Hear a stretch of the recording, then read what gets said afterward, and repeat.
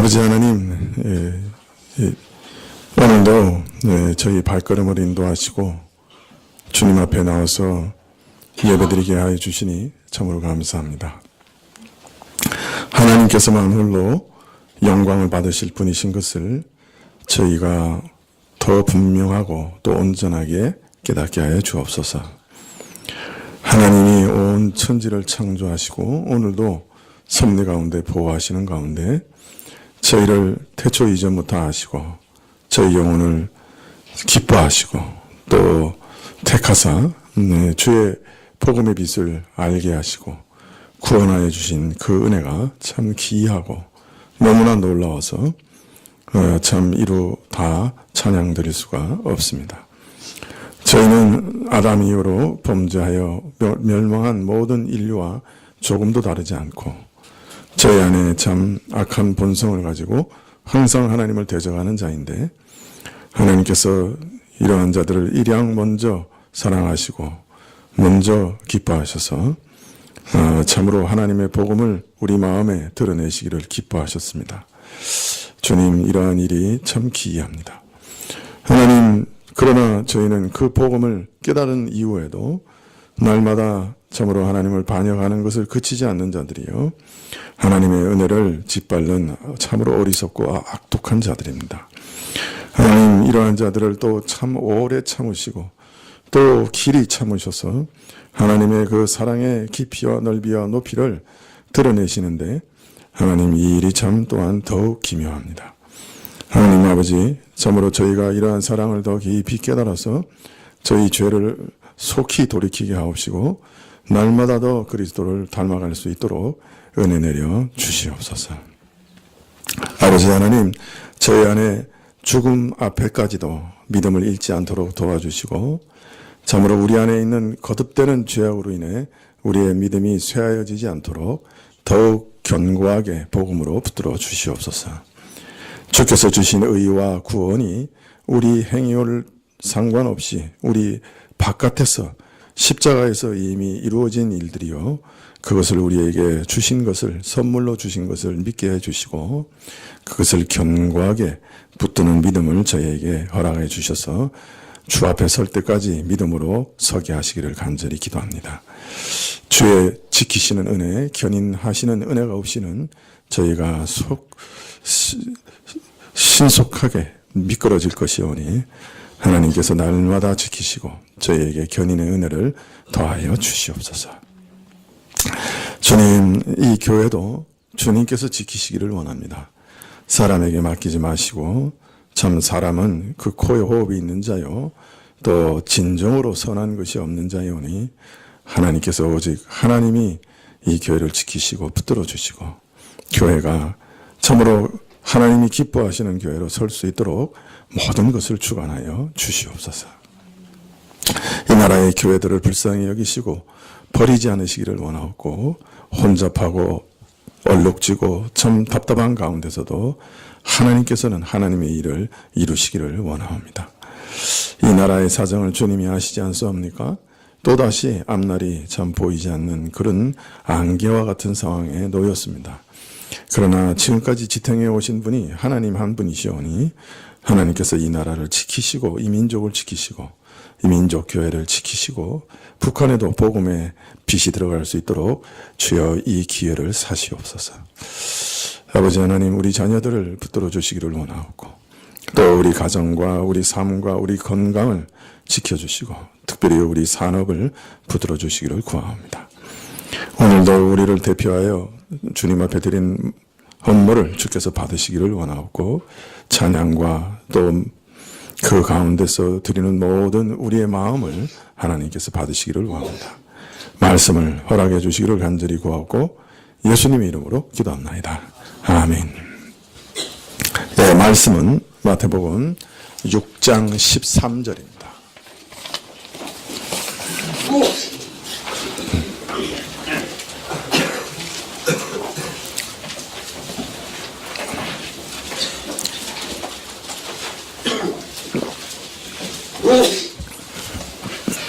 네, 마태복음 6장 13절입니다.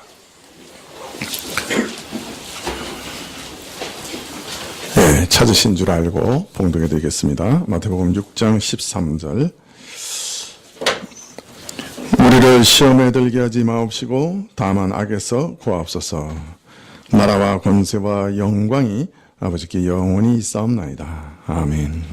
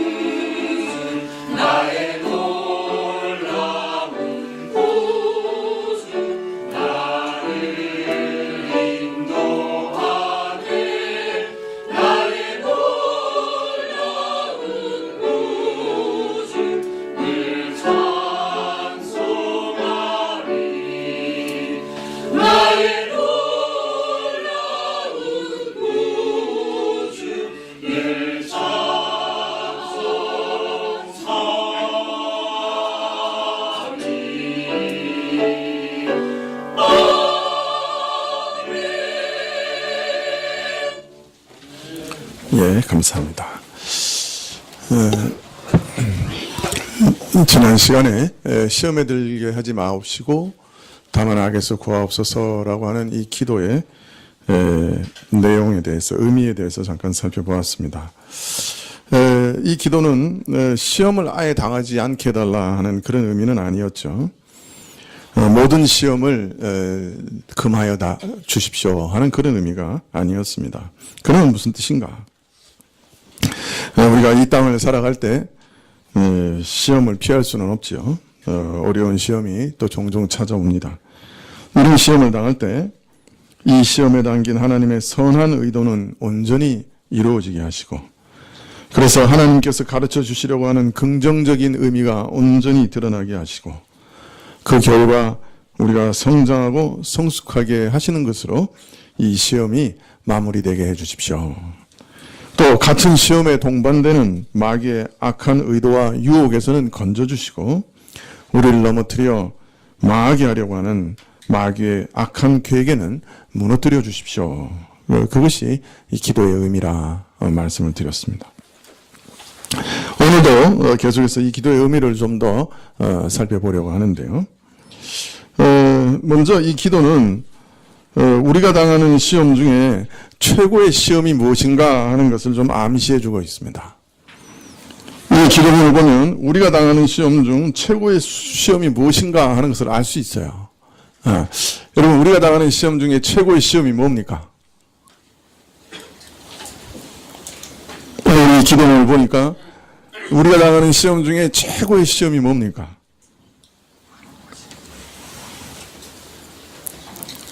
오늘 기도문이 있습니다. 네? 시험은 항상 악에 빠집니다.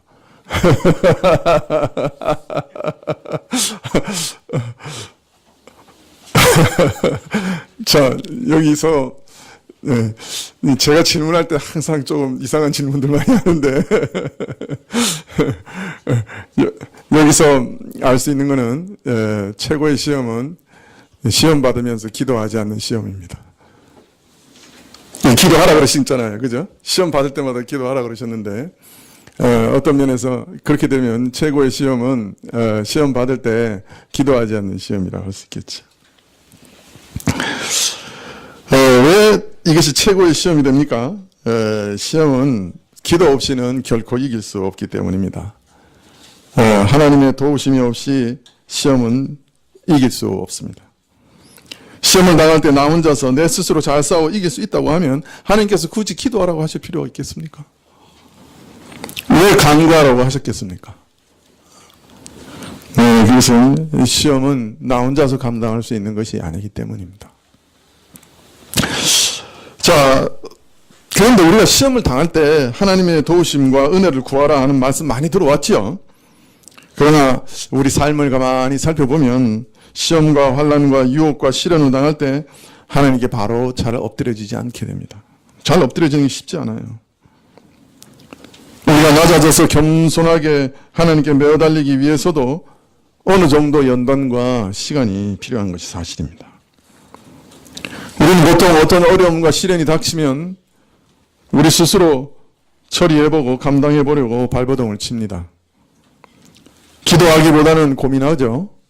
인터넷을 뒤집니다. 다른 사람에게 상의하고 전화합니다. 도움이 될 만한 사람들한테 다 전화해보죠. 그러다 어디에도 도움의 손길을 얻지 못할 것이라고 하는 것을 깨닫게 되었을 때 비로소 하나님께 기도합니다. 우리는 왜 이처럼 시험과 곤란과 시련을 당할 때 즉각 기도하지 않을까요?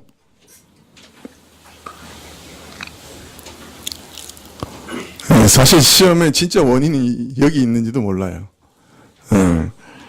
왜 즉각 기도하지 않습니까? 자존심이 강하거든요. 우리 옛 자아는 너무나 생생하게 살아있어서 하나님께 겸손하게 엎드리고 항복하고 살려주시기를 구해주시기를 기도하지 못합니다. 우리 옛 자아는 매우 뻣뻣합니다. 사실 시험 중에서 하나님을 바라보게 되고 하나님 앞에 간구하게 된다는 것은 나를 버리고 겸손하게 하나님만을 의지하는 믿음으로 돌이킨 것을 가리키는 것이죠. 그러므로 기도할 수 있게 되면 시험은 이미 반 이긴 것이라고 할 수 있습니다. 또 우리가 시험을 당할 때 바로 하나님의 도움을 요청하지 못하는 것은 시험을 당할 때 우리는 항상 믿음의 시험을 동시에 당하기 때문입니다. 이런 경우에도 하나님께서 나를 도와주실 수 있을까? 이런 시험에서도 나를 구원해 주실 수 있을까? 우리는 불신앙 앞에 서게 됩니다. 이때 하나님께 모든 것을 의탁하는 것은 신앙의 모험같이 보이죠. 그러나 다른 어떤 곳에서도 구원의 길은 없으니 오직 하나님만이 나를 도우실 수 있으니 하나님 도와주십시오, 살려주십시오 간구하며 매달리면 기적이 일어납니다. 도저히 길이 없는 것 같은데 홍해가 갈라지죠. 바뀌지 않을 것 같은 사람들의 마음이 바뀝니다. 생각지도 못한 도움의 손길이 옵니다. 유혹을 이길 힘이 생깁니다. 기적같이 건강이 회복되기도 하죠. 그리고 알게 됩니다. 하나님은 살아계시구나. 하나님은 나의 기도를 듣고 계시는구나. 하나님은 정말 믿을 만한 분이구나. 우리의 신뢰가 더욱 강해집니다. 이런 일이 여러 번 반복되면 시험이 와도 크게 동요하지 않게 되죠. 하나님께서 어떻게 하시겠지. 좀 오래 기다리게 하실지 모르지만 이것으로 인해 엎어지지도 나를 내버려 두지 않으시겠지. 또 많은 유익을 얻게 하시겠지. 이렇게 믿게 됩니다. 그러나 힘들지 않으면, 고통스럽지 않으면 시험이 아니죠. 예. 고통과 시련이 없으면, 물론 그걸 못 느끼는 시험도 있어요. 예, 시험인 줄 모르는 시험도 있어요. 예, 그러나 본질을 보면 그 시험이 최고의 시험이고 어려운 시험이기도 합니다만은, 여하튼 우리가 고통당하고 시험을 당하면은 우리는 신앙의 모험 앞에 서게 되는 것이죠. 이번에도 도와주실 것인가? 이번에도 기도에 응답해 주실 것인가? 믿음의 시험 앞에 서게 됩니다. 많은 사람들이 여기서 넘어집니다. 지난번에는 도와주셨지만은 이번에까지 도와주시겠는가? 이렇게 끝까지 돌봐주시겠느냐? 이런 일까지 도와주시겠느냐? 이번에는 내 힘으로, 내 능력으로 좀 어떻게 해봐야 되는 거 아니냐? 그래서 자신이 해보려고, 또 다른 것을 의지해서 해결해 보려고 하다가 꽝 넘어집니다. 여러분, 시험이 올 때는 우리는 어떤 경우에도 하나님을 바라봐야 합니다. 신실하신 하나님 앞에 진실하게 매달려야 돼요. 이렇게 매달리지 못하는 것, 기도하지 못하는 것이 바로 최고의 시험인 줄 알고 시험에 들게 하지 마옵시고 다만 악에서 구하옵소서라고 정직하게 기도해야 되는 것입니다. 자, 그럼 왜 우리는 기도 없이는 시험을 이길 수 없을까요? 네, 그것은 첫째, 우리 육체 안에 악으로 향한 뿌리 깊은 성향이 있기 때문입니다.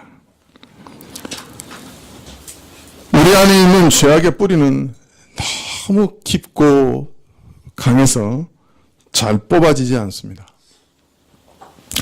착하게 살고 싶지만, 근데 이상하게도 동시에 착하게 살고 싶지 않은 욕망이 내 안에 있습니다. 우리가 갈등하는 이유가 여기 있지 않습니까? 내 안에서 또 다른 내가 있습니다. 나와 그래서 싸웁니다. 내 안에 탐욕과 이기심, 악을 향하는 내가 있기 때문에 선을 원하는 나와 싸우는 것입니다. 아무리 착한 사람이라도 악한 것이 숨어 있습니다. 아니, 사실은 우리가 선한 일을 하는 동안에 겉으로는 선을 행하지만 그 내면에는 100가지 이상의 불순한 동기가 숨어 있습니다. 그래서 바울같이 로마서 7장 19절에 바울이 고백한 것처럼 내가 원하는 바 선은 행하지 않고 내가 원치 않은 바 악은 행하는도다 하고 우리 신자들은 많이 탄식하게 되는 것이죠. 성경, 구약 성경에서 다윗은 정말 칭찬받는 존재 중에 한 사람입니다. 하나님께서는 그가 자신의 마음에 합한 사람이라고 왕들 중에 최고의 평가를 주십니다. 그는 참 괜찮은 사람이고 좋은 왕이고 더 특별히 영적 감수성을 가진 뛰어난 사람이었습니다. 자기를 죽이려고 그렇게 쫓아다니는 사울을 제거할 기회가 2번이나 있었지만 손을 대지 않고 끝까지 인내하면서 하나님 앞에 죄짓지 않고 살았습니다. 그러나 바세바 사건에서 다윗은 그냥 간음죄를 지은 정도가 아니었습니다. 인간이 얼마나 악할 수 있나. 다윗이 정말 맞나 할 정도로 그 자신 안에 있는 악의 본질을 처절하게 그리고 또한 간교하게 드러냅니다. 바세바의 남편이자 자신의 충신 우리아를 청부 살해하는 과정을 보면 섬뜩할 정도로 흉악한 악이 그 내면에 도사리고 있는 것을 보게 됩니다. 다윗은 자기 안에 정체를 숨기고 있었던 그 악을 발견하고 이렇게 토로합니다.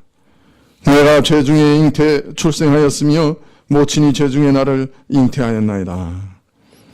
내가 나기도 전에 나는 이미 죄 중에 있었다. 즉 죄에 물들어 있었다는 뜻이지요. 그래서 태어날 때부터 죄에 기울어져 있었고 죄로 더러워진 부패한 성품을 물려받아 죄를 이기지 못하며 죄를 쏟아내고 있다. 처음부터 죄로 시작해서 죄가 나를 마치 둘러싸고 있는 것과 같다. 그렇게 말하고 있습니다. 여러분, 여러분, C.S. 루이스라고 하는 영국의 작가를 잘 아실 겁니다. 영문학자인데요. 그가 스크루테이프의 편지라고 하는 책을 썼습니다. 이 책의 안에는 사단의 속성과 전략을 아주 기가 막히게 묘사하고 있어요. 네, 한번 읽어보십시오. 재미있는 책입니다. 근데 어떤 기자가 이 C.S. 루이스한테 물어봤어요. 아니, 어떻게 그렇게 마귀를 잘 아십니까? 이렇게 질문하니까 C.S. 루이스가 이렇게 대답을 했습니다. 저는 그저 제 속에 있는 죄악과 유혹을 이해하고 이 책을 썼을 뿐입니다. 자신 속에 있는 죄악을 분석하는 것으로 충분했다. 그렇게 답하고 있습니다.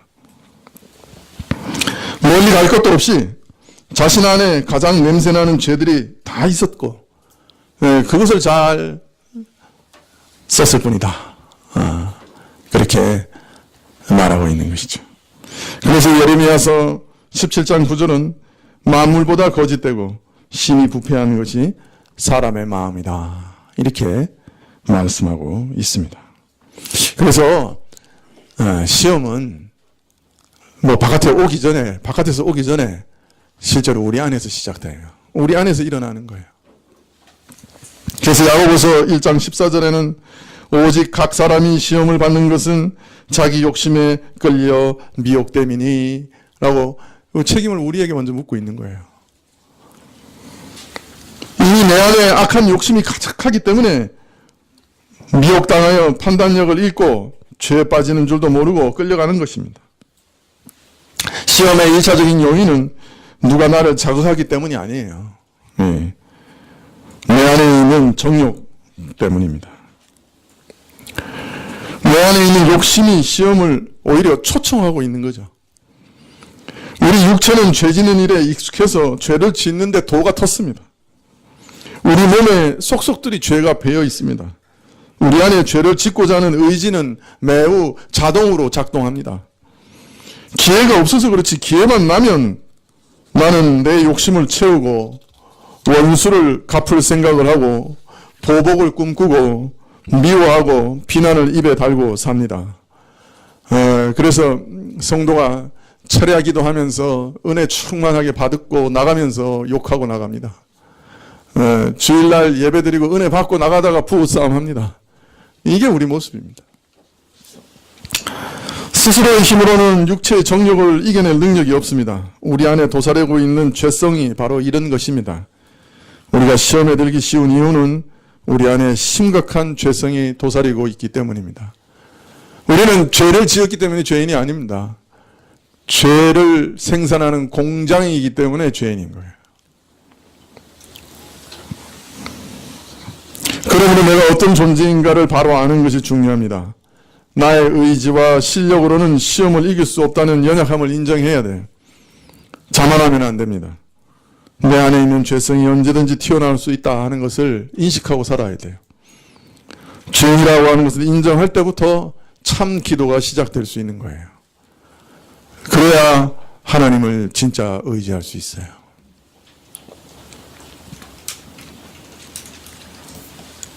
사실 신자가 된다고 하는 것은 이게 기반이거든요. 이것으로 시작하지 않으면 우리는 항상 어긋난 길로 가게 돼요. 왜 당신 예수님 믿습니까? 물어볼 때 내 안에 있는 이 죄성을 이해하지 못하면 예수님이 참 이상한 분이 돼버려요. 왜 십자가를 지고 왜 죽느냐 말이에요.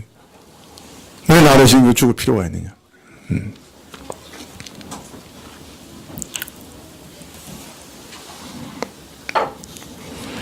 둘째, 기도 없이 시험을 이길 수 없는 이유는 우리가 사는 환경도 매우 악하기 때문입니다. 먼저 이 사회는 도덕적, 윤리적으로 매우 악한 세상이에요. 사회입니다. 이것은 제 말이 아니에요. 예수님께서 이 세상의 본질에 대해서 이렇게 얘기합니다. 악하고 음란한 세대라. 마태복음 12장 39절에 악하고 음란한 세대다. 그렇게 얘기하셨습니다. 주님은 세상 가운데 악함과 음란함이 가득 차 있는 것을 보셨습니다.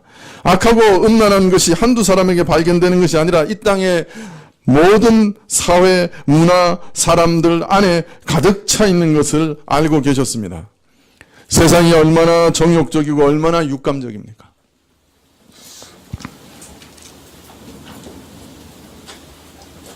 우리는 하도 여기 젖어 있어가지고 그게 그 정욕적이고 그 참 음란한 것인지도 모릅니다. 사실.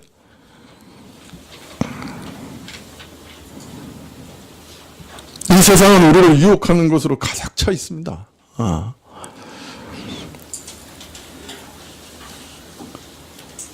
요새의 문화는 점점 더 이런 쪽으로 넘어가는 것 같아요. 텔레비전은 요새 안 본다며요. 컴퓨터에서, 핸드폰에서 유튜브 본다며요. 네, 유튜브 보면 앞에 몇십 초 선전 보고 봐야 되잖아요.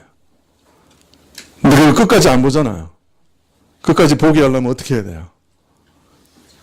아주 자극적인 것을 거기 넣을 수밖에 없죠. 이거 아주 그냥 난리인 것 같아요.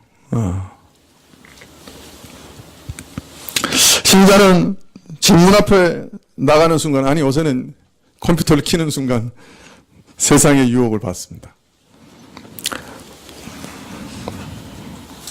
근데 우리 죄성은 참 환경에 약해요. 우리 욕망은 죄를 지을 수 있는 적절한 환경을 만나면 폭발합니다. 그렇기 때문에 여러분, 아무리 좋은 일이라도, 돈 아무리 많이 벌게 해줘도 죄를 지을 수 있는 여지가 있는 곳에는 일하지 않는 것이 좋아요.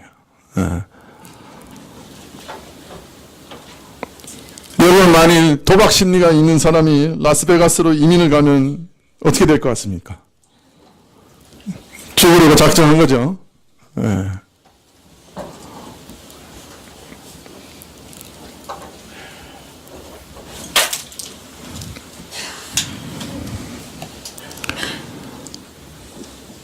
술을 좋아하는 분이 술 파는 가게에서 일을 하거나 양조장을 하면 어떻게 되겠습니까?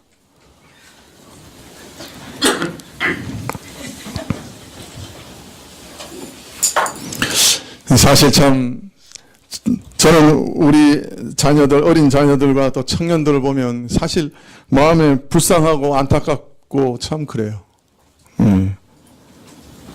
한국이라고 하는 사회가 참 인터넷이 발달돼서 뭐 돈은 좀 버는지 모르겠지만은 그 이면으로는 참 초등학교 학생들까지 포르노에 노출되어 있고 참 음란한 문화에 뒤덮여 있죠. 이런 가운데서 우리 아이들이 어떻게 참 살아나갈까? 그 영혼이 어떻게 될까? 참 불쌍합니다. 곳곳에 음란한 환경이 그냥 널려 있어요.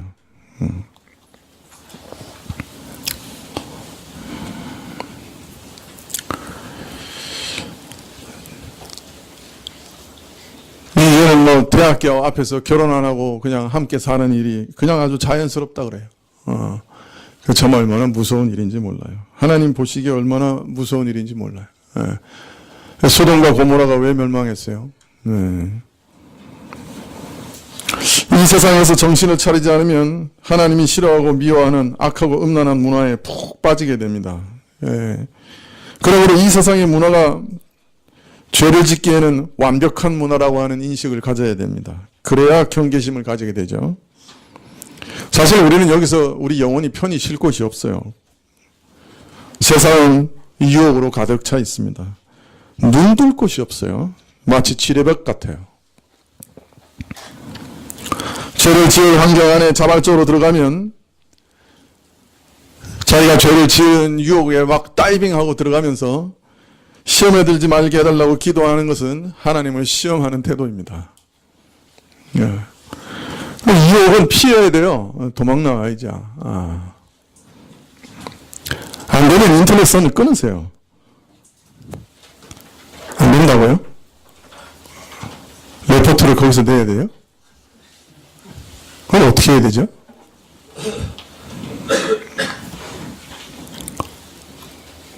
PC를 안방에다 두세요.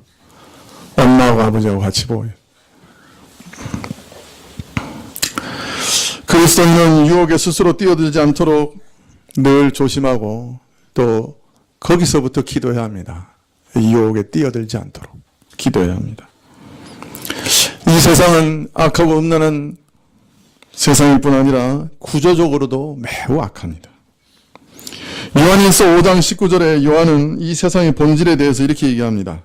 또 아는 것은 우리는 하나님께 속하고 온 세상은 악한 자에게 처한 것이며, 이 세상은 악한 자의 지배 아래 있다고 말합니다. 그래서 이 세상은 악으로 오염되어 있습니다. 어디에도 악을 피할 데는 없습니다. 우리가 사는 사회, 문화, 사상, 교육, 과학, 예술 혹은 국가의 조직 모든 단체 안에도 악은 존재합니다. 소위 구조적인 악이 존재하는 것이죠. 사실 예수님도 당시에 어떤 정치적인 구조적 악에 의해 십자가를 지십니다. 평소에는 사이가 좋지 않던 사두개인과 바리새인들이 함께 손을 잡습니다. 정치적으로 서로 함께 손을 잡습니다. 그리고 로마 총독 빌라도를 압박합니다.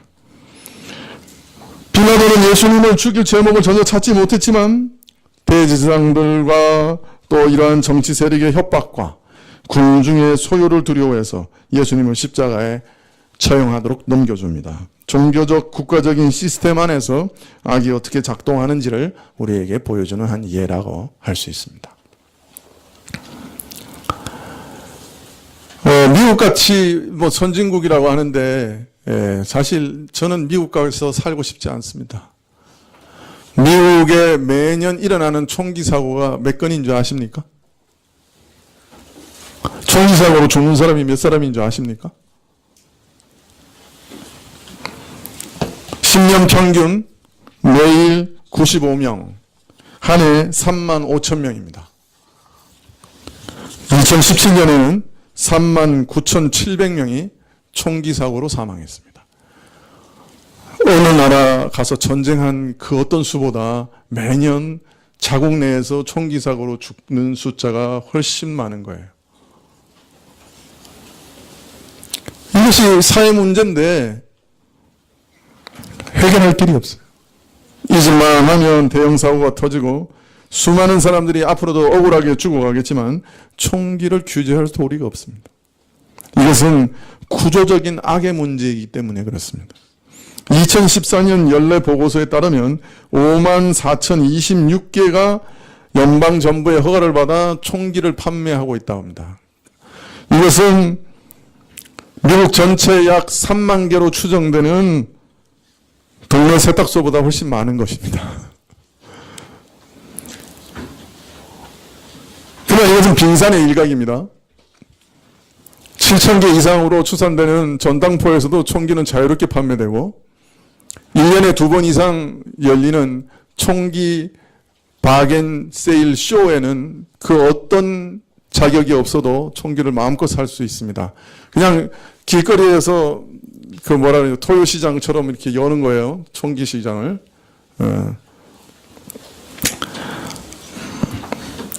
그러나 더 큰 문제는 총기 거래량의 40%는 중고 매매고,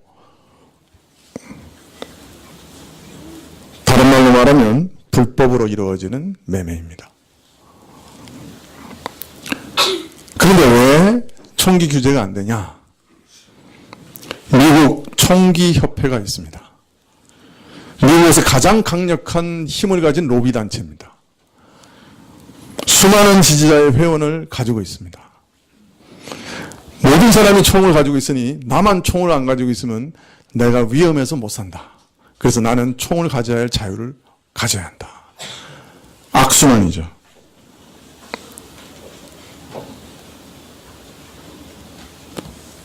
이 단체와 결별하고는 어떤 선거에서도 승리할 수가 없습니다.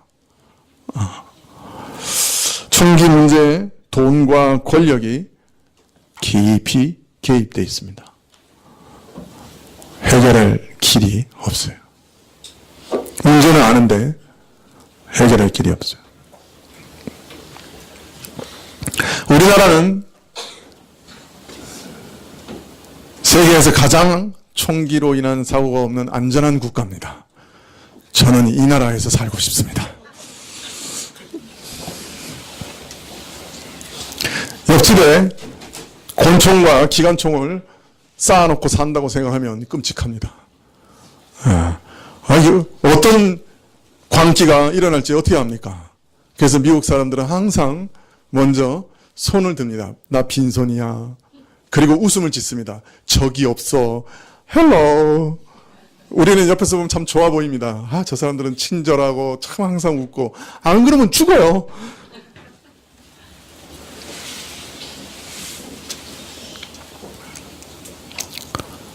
한국 사회도 마찬가지입니다. 조직 문화, 관행, 자기단체의 이익, 이런 것들로 인해 참 악의 요소가 깊이 뿌리 내려 있습니다.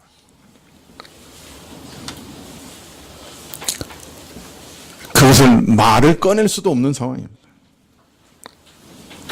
침묵 가운데 서로 공범이 되고 있죠. 개인이 아무리 선하다고 해도 조직 자체가 악합니다. 구조 자체가 악합니다. 그러므로 인해 개인의 선이 의미를 잃어버릴 때가 참 많습니다. 이전에 제가 아는 형제가 미대 나와서 미술 학원을 열었는데 세무서에 가서 정직하게 신고하니까 세무서에서 신고를 안 받아주더라고요. 다른 미술학원에 거의 10배 이상을 신고하니까 이렇게 신고받으면 다른 데 큰일 난다고 신고를 안 받아줘요. 정직하게 신고하는데 세무서가 신고를 안 받아요. 그래서 세금을 낼 수가 없어요. 그래서 자기 아버지가 가서 대신 냈다.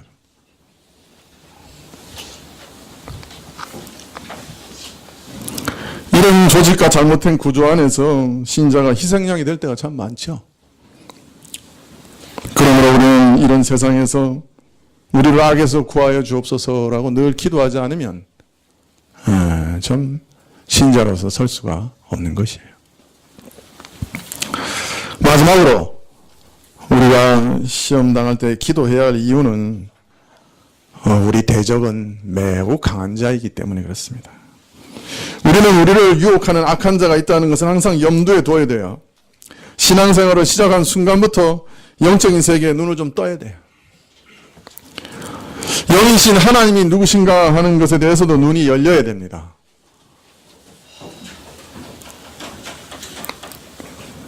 또한 우리를 유혹하는 사단의 세력에 대해서도 눈을 떠야 합니다. 사단은 우리 일상에서 끊임없이 활동하고 있어요. 참 이 악한 자는 잔인하고 교활합니다. 속이는데 명수입니다. 거짓된 진리를 속삭이지요. 우리 마음에 또한 강력한 유혹과 충동을 불어넣습니다. 수많은 욕망을 부추기고 악한 생각을 집어넣는 자입니다. 우리 생각이 다 내 생각 아닌 것 여러분 아셔야 됩니다. 오늘 아침 여기까지 걸어오시는 동안에도 여러분 생각 아닌 것들이 많이 들어왔을지도 모릅니다. 우리 마음의 TV에는 여러 가지 전파가 잡힙니다. 내 생각만 떠올라지는 건 아니에요. 여러 다른 생각들이 떠올라집니다. 충동이 습격을 합니다. 여러분, 이 악한 자의 실체를 우리가 언제 가장 실감하게 되느냐? 그 자의 충동이 우리를 습격할 때 우리가 실감하게 돼요, 사실. 종종 사람은 자신이 도저히 절제할 수 없을 정도로 강력한 충동에 사로잡힙니다. 거대한 힘과 세력을 만나는 것이죠. 이것이 어느 정도 강한 것인가 거꾸로 생각해 보면 압니다. 여러분, 죄의 충동과 같은 정도의 선의 충동을 받아보신 적이 있습니까? 선을 하고 싶어서 미치겠다. 내가 저 사람을 사랑하지 않으면 나는 살 수가 없다. 내가 저 사람을 돕지 않으면 나는 견딜 수가 없다. 밤잠을 잘 수 없고 먹을 수가 없다. 이런 충동을, 선의 충동을 받아보신 적이 있습니까? 손들어. 여러분들 가운데 남을 돕지 않으면, 남을 사랑하지 않으면 견딜 수가 없어서 다른 사람을 사랑해 본 그런 경험이 있습니까? 간혹 정말 하나님의 은혜를 깊이 입어 성령께서 나를 강권하실 때 그럴 경우가 있을 수 있죠. 그러나 일반적으로는 거의 그런 게 없죠. 선을 하려면 엄청 결심해야 되죠. 제가 대학교 1학년 때 내가 죄인인가 아닌가 하는 거를 처음 깊이 발견한 때가 있었습니다. 기차에서 전철을 타고 오는데 저 앞에서 눈을 보지 못하는 분이 아코디언을 연주하면서 쫙 오는 거예요. 이게 전철이 좀 길잖아요. 저쪽 끝에서 들어오는데 난 이쪽 끝에 앉아 있었거든요. 주머니 속에 1,700원인가 있었어요. 근데 이렇게 오는 거예요. 아코디언을 연주하면서. 근데 700원을 꺼내주면 1,000원을 헐어야 되고 1,000원을 주면 다음번에 버스를 탈 돈이 조금 모자라요. 자, 그러니까 마음속에서 줄까 말까 말까를 제 앞까지 오는데 10번도 더 하더라고요, 제가. 선을 행하려면 엄청난 결단이 필요해요. 근데 죄를 행하는 거는 결단할 필요가 없어요. 성적표 받았는데 엄마가 성적표 오늘 나왔지? 아니요. 하루라도 편하게 살라고. 그냥 자동이에요, 자동.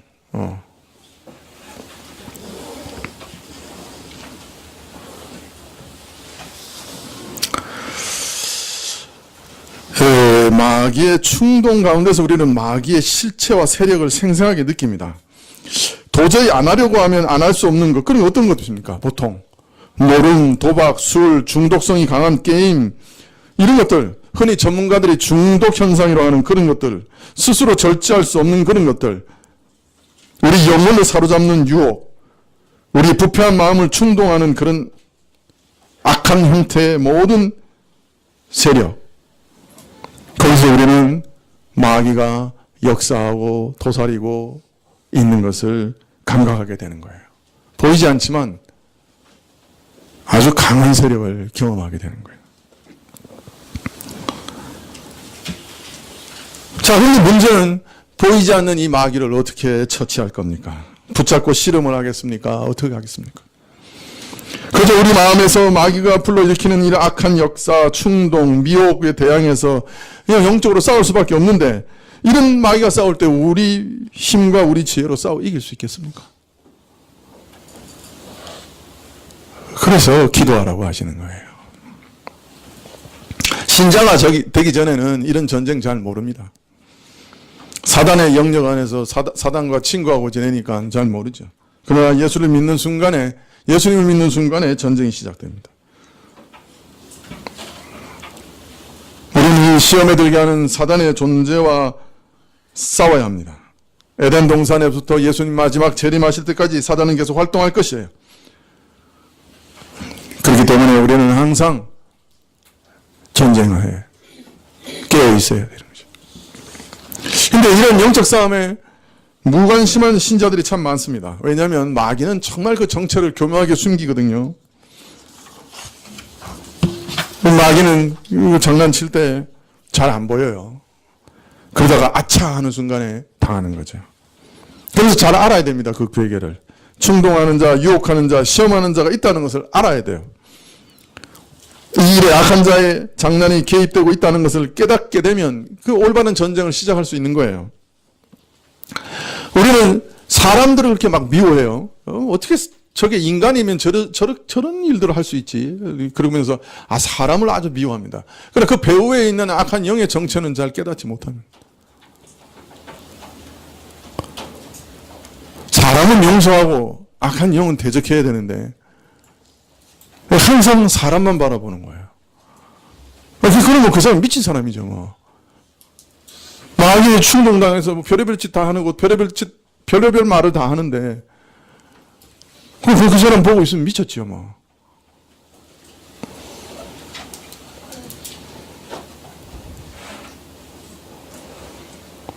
어제 타이핑을 치는데 아내가 밥 먹으라 그래서 파일을 딱 저장을 했는데 그 순간에 컴퓨터가 막 버벅거리더니 파일 자체가 다 없어졌어요. 3시간이나 쳤는데. 정말 제가 막 머리를 뜯고 싶더라고요. 문제는 이게 어떤 때는 이게 타이핑을 칠 때 이렇게 막 머릿속에 막 쏟아지는 생각을 막 칠 때가 있어요. 그런 거는 다시 안 쏟아지거든요. 그래서 날아가 버린 거예요. 그냥 밥을 먹으면서도 그냥 막 책상을 치고 머리는 막 그냥 이러면서 아각거렸어요. 아내가 보았으면 저를 미친 사람이라 그랬을 거예요. 어떡하지 막 그러면서 밥 먹으면서 내내 그러니까 아내도 아마 얹혔을 거예요. 그래서 그냥 미쳤죠.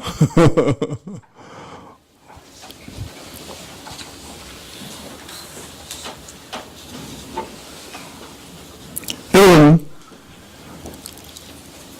모든 현상 배경에 있는 악한 영의 존재를 항상 생각해야 돼요. 진짜 적을 알아야 돼요. 그렇지 않으면 매일 사람들 미워하면서 사는 거예요. 어떻게 저가 나한테 이럴 수 있어. 그 마귀가 도구 됐으니까 별의별 짓 다 할 수 있죠. 어떻게 그런 독한 말을 할 수 있어. 마귀는 그런 독한 말보다 더 잘해요. 아직 준비된 게 많이 있어요.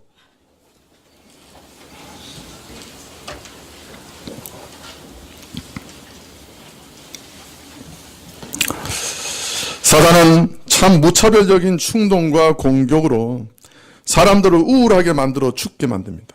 음란하게 만들어 가정을 깨트립니다. 감정을 격동시켜 서로 헐뜯고 싸우게 합니다. 마음을 교만하게 해서 기도하지 못하게 만듭니다. 생활을 분주하게 해서 영적인 일에 집중하지 못하게 합니다.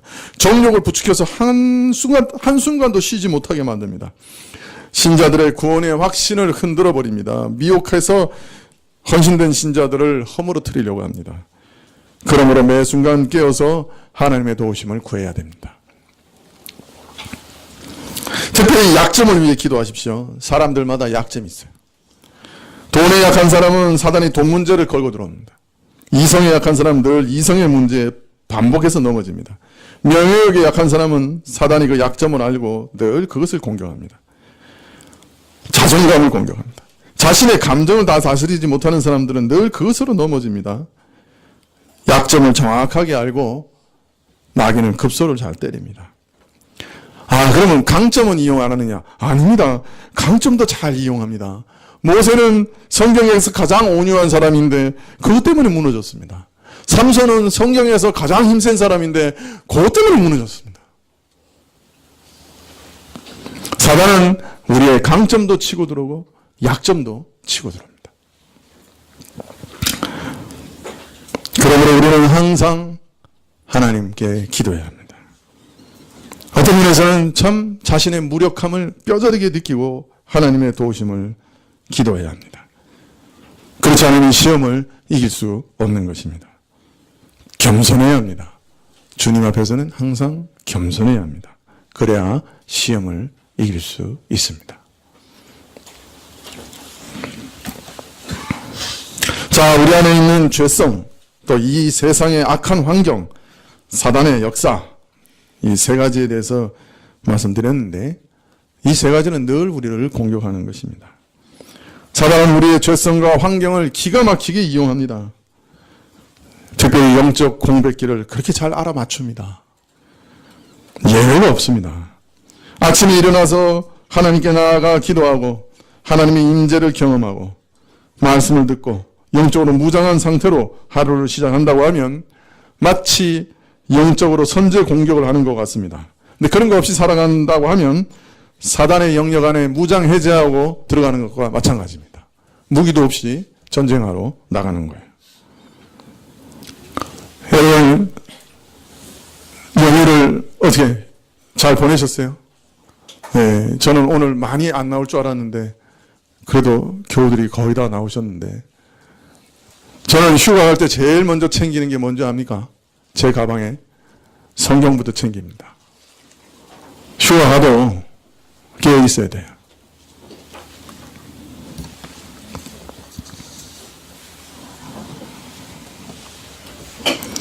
하루를 시작하기 전에 기도하는 자리 매우 중요합니다. 처음에 해보면 아는데 그 일을 시작하면 사단이 제일 싫어하기 때문에 정말 많이 공격해 옵니다. 아침에 기도하고 시작한다고 해서 공격 안 해오는 건 아닙니다. 처음에는 엄청 많이 공격해 옵니다. 그러나 계속 하십시오. 그것이 승리로 나가는 길입니다. 지금은 사단이 정말 극도로 발악하는 마지막 때입니다. 그건 틀림없는 것 같아요. 그러면 우리는 어떻게 해야 되겠어요? 데살로니가 5장에서 바울은 이렇게 얘기합니다. 쉬지 말고 기도하라. 이것은 반대말로 말하면 사단이 쉬지 않고 공격한다는 얘기예요. 쉬지 말고 기도하시는 여러분 되시기 바랍니다. 아침마다 우리 자신을 위해 기도하고 우리 자녀들을 위해 특별히 기도해야 합니다. 부모는 자녀들을 시험에 들게 하는 모든 요소로부터 지켜주시도록 매일매일 기도해야 합니다. 자녀들은 아직 스스로 기도하면서 이겨낼 힘이 없는데 사단과 세상의 문화는 정말 거대하고 집요합니다. 학교와 청소년의 문화를 쥐고 있는 어둠의 세력들이 얼마나 강력한지 모릅니다.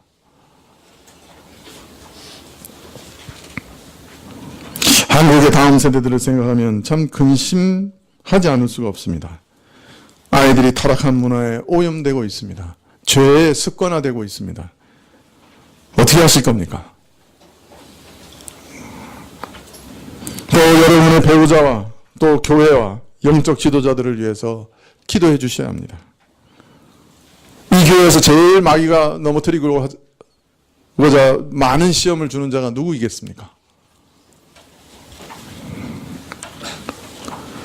그러나 여러분 용기를 잊지 마십시다. 시험에 들지 말게 하옵소서 다만 악에서 구해 주십시오라고 하는 기도는 왜 가르쳐 주신 겁니까? 반드시 응답하시기 위해서 가르쳐 주신 것이죠. 얼마나 우리가 위험한 시험에 노출되어 있는가를 잘 아시는 우리 주께서는 우리에게 지속적으로 도움을 구하라고 명하십니다. 또 기도를 통해 끊임없이 도움을 주시고자 하십니다.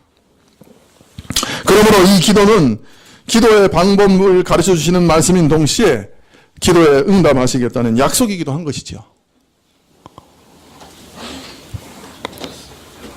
예수께서는 이미 시험에서 승리하시는 모범을 우리에게 보여주셨고, 우리를 위해 지금도 하나님 우편에서 중보하고 계시고, 또 우리가 도움을 요청하기만 하면 도와주시기 위해서 이러한 기도를 우리에게 가르쳐 주셨습니다. 날마다 시험과 유혹이 내 마음을 두들기는 그 순간에 우리는 하나님께 피해야겠습니다. 주여 시험에 들게 하지 마옵소서. 내 모든 생각을 잘 점검해 봐야 되겠습니다. 내가 속고 있는 것은 아닌가? 내가 이거 참 바르게 생각하는 것인가? 이것이 하나님의 말씀의 원리에 올바른 생각인가? 점검해 봐야 되겠어요. 쉽지 않습니다. 내 안에 적에게 내통하는 스파이들이 있기 때문에, 내 안에 대적이 있기 때문에 쉽지 않습니다. 그러나 주님 앞에 설 때까지 우리는 이 전쟁을 쉬고 싶어도 쉴 수 없습니다. 그럼 어떻게 해야 됩니까? 싸워야죠. 끝까지 싸워야죠. 지치고 힘들고 고통스러워도 끝까지 싸우시는 여러분들 되시기를 축원합니다. 기도하시겠습니다.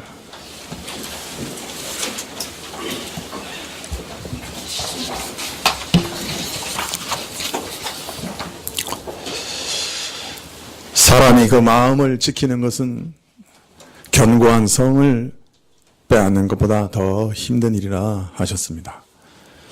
사람이 분노를 참는 것은 참으로 성을 지키는 것보다 더 어렵다 하셨습니다. 우리 마음을 우리가 어떻게 하지 못합니다. 하나님, 저희 자신으로부터 저희를 구원하여 주십시오. 저희가 분노할 때, 이성을 잃을 때 무엇도 결정하지 않도록 도와주십시오. 주님 앞에 기도하면서 차분히 참으로 하나님의 인도하심을 받으면서 모든 일들을 결정할 수 있게 해주십시오. 우리 인생 가운데 참으로 우리 눈을 지켜주시고 정욕과 욕심에 이끌리지 않도록 우리 마음을 지켜주십시오. 우리 눈에 파수꾼을 세우시고 우리 마음에 주의 파수꾼을 세워주십시오. 예수님의 이름으로 기도합니다. 아멘. 397장 찬송하시겠습니다.